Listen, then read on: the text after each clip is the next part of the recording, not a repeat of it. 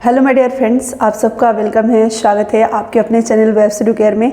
तो फ्रेंड्स, एक मार्केट में न्यूज़ चल रहा है जिससे आप सभी लोग बहुत ज़्यादा परेशान हैं। तो मुझे लगा इस पर मुझे कुछ बोलना चाहिए, वीडियो बनाना चाहिए। फ्रेंड्स, वो न्यूज़ जो है वो ये है कि टीआरई 4 नहीं आएगा। कुछ दिन पहले हमने एक वीडियो अपलोड करा था जिसमें हमने बताया था कि आप सभी लोगों का काउंसलिंग कब होगा, डीवी कब होगा, और ये भी हमने बताया था कि रिज़ल्ट कब तक आने की संभावना है और टीआरई 4 कब तक आने की संभावना है।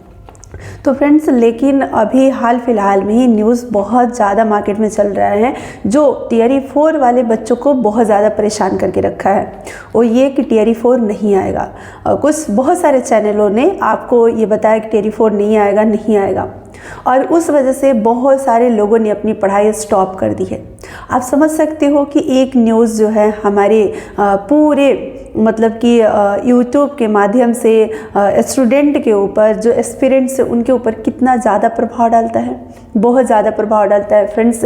और इस वजह से मैं समझ सकती हूँ कितने सारे स्टूडेंट्स का जो मन होगा ना वो नहीं लग रहा होगा पढ़ाई करने में, वो परेशान होंगे, कितने रो रहे होंगे। लेकिन फ्रेंड्स, मैं आपको बताना चाहूँगी ऐसा आपको नहीं करना है। अगर कोई कुछ भी कहता है, बोलता है, तो फ्रेंड्स एक बार खुद से भी विचार कीजिए, सोचिए।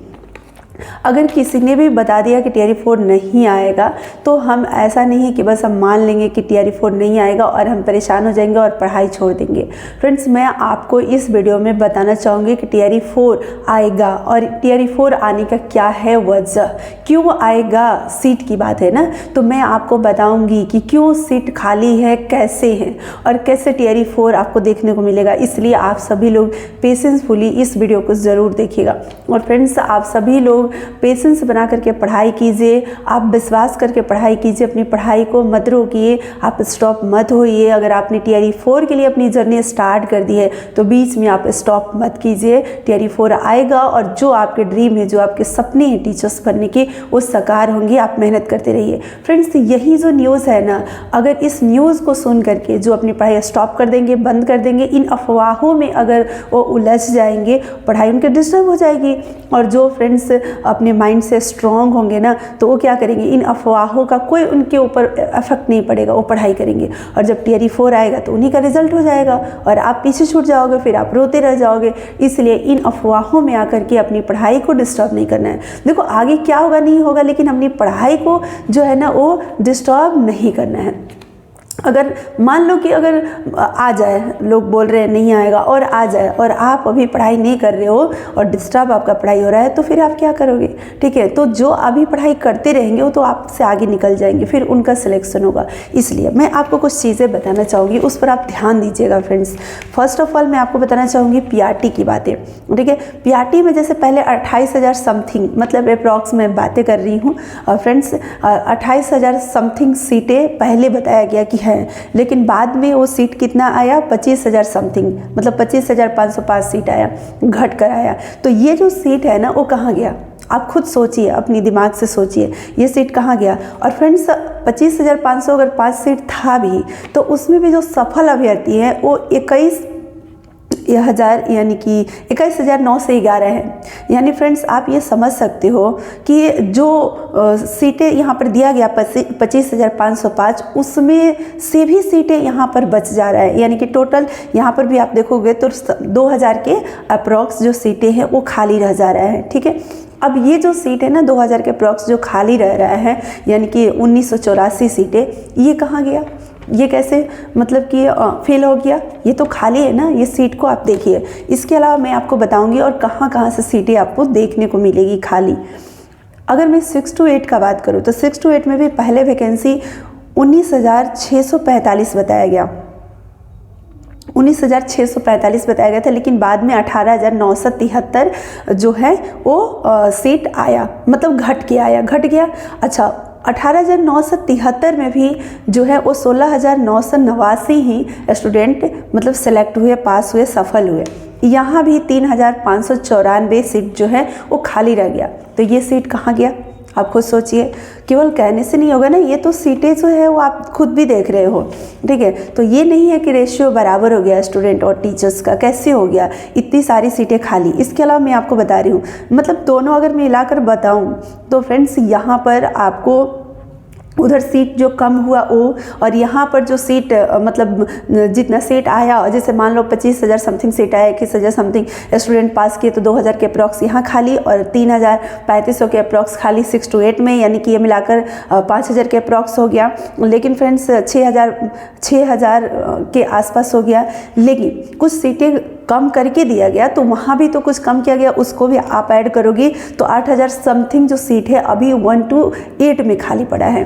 ठीक है, अब मैं आपको बता रही हूँ, आप खुद सोचिए, बहुत सारे कैंडिडेट्स होंगे जो पीआरटी भी दिए होंगे, जो टीजीटी दिए होंगे, पीजीटी दिए होंगे, 6 to 8 दिए होंगे, चारों लेवल पर क्वालिफाई किए होंगे, जो बीएड भी किए होंगे, डीएलएड भी किए होंगे, तो वो तो चारों लेवल पर एलिजिबल होंगे, चारों लेवल पर वो दिए होंगे, लेकिन वो ज्वाइन एक जगह करेंगे। और अक्सर होता है कि जब टीजीटी में किसी का रिजल्ट है तो आगे नीचे का 6 to 8 और 1 to 5 छोड़ देते हैं, या पीजीटी में जिनका हुआ वो टीजीटी 1 to 5, 6 to 8 जो भी है वो छोड़ देंगे, या फ्रेंड्स जिनका टीजीटी, पीजीटी और 6 to 8 है तो 6 to 8 तो छोड़ेंगे, वो टीजीटी पीजीटी ज्वाइन करेंगे। ठीक है, तो यहाँ भी तो सीटें खाली होंगी, आप खुद सोचिए, यहाँ भी सीटें खाली होंगी।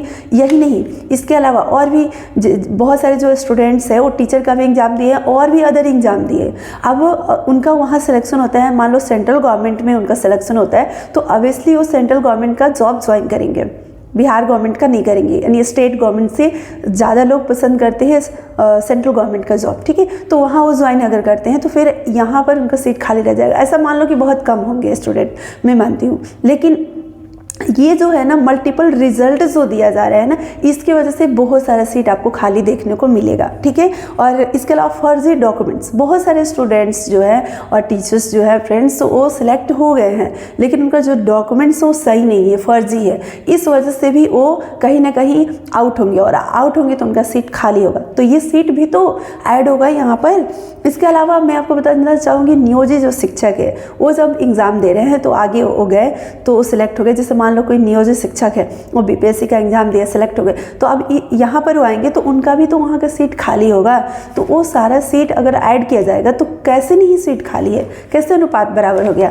तो ये हमें सोचने वाली बात है, ये हमें गुमराह किया जा रहा है, हमें निगेटिव किया जा रहा है मार्केट में। और फ्रेंड्स हमें मतलब कहीं ना कहीं आप सभी एस्पिरेंट्स को टियर 4 वाले के लिए मैं ये बोलना चाहूँगी, जो भी टियर 4 की प्रिपरेशन कर रहे हैं, आप सभी लोग इन चीज़ों में आकर के, इन अफवाहों में आकर के अपने समय को बर्बाद मत कीजिए, अपनी पढ़ाई को डिस्टर्ब मत कीजिए, अपनी पढ़ाई को स्टॉप मत कीजिए, नहीं तो जहां आप स्टॉप करेंगे आपका सिलेक्शन रुक जाएगा। फ्रेंड्स टियर 4 जो 2025 में इलेक्शन होने वाला है उससे पहले आएगा। जैसे टियर 3 का सब कुछ कंप्लीट होगा, जैसे मैं आपको बताना चाहूँगी कि कहा जा रहा है कि 5 दिसंबर से रिजल्ट आएगा, 12-15 दिसंबर से डीवे स्टार्ट होगा, तो ये करते करते देखो दिसंबर तो लग ही जाएगा, जनवरी चला जाएगा, मेरे को ऐसा लगता है। ठीक है, चला जाएगा। ठीक है, लेकिन उसके बाद पोस्टिंग वगैरह के बाद जो भी सीटें यहाँ पर बचेंगी, बाकी और भी जो पहले से सीटें खाली है, जो कम सीट लाया गया, पहले ज़्यादा बताया गया, वहाँ से भी कुछ सीटें रह गई, ये सारी जो चीज़ें हैं ना करके, और उसके बाद फ्रेंड्स वैकेंसी टियर 4 का आएगा। लेकिन आपको मैं बताना चाहूँगी टियर 4 का वैकेंसी आएगा बहुत ही फास्ट आएगा। जब टियर 1 आया था ना तो टियर 2 के लिए बहुत सारे लोग ऐसे परेशान थे, जब 1 to 5 में बाहर किया गया था तो उन्हें उम्मीद नहीं था कि टियर 2 आएगा, लेकिन जब आया ना इतना तेज़ी से मतलब वो आगे निकला, इतना तेज़ी से प्रोसेस हुआ फ्रेंड्स कि मैं बता नहीं सकती हूँ।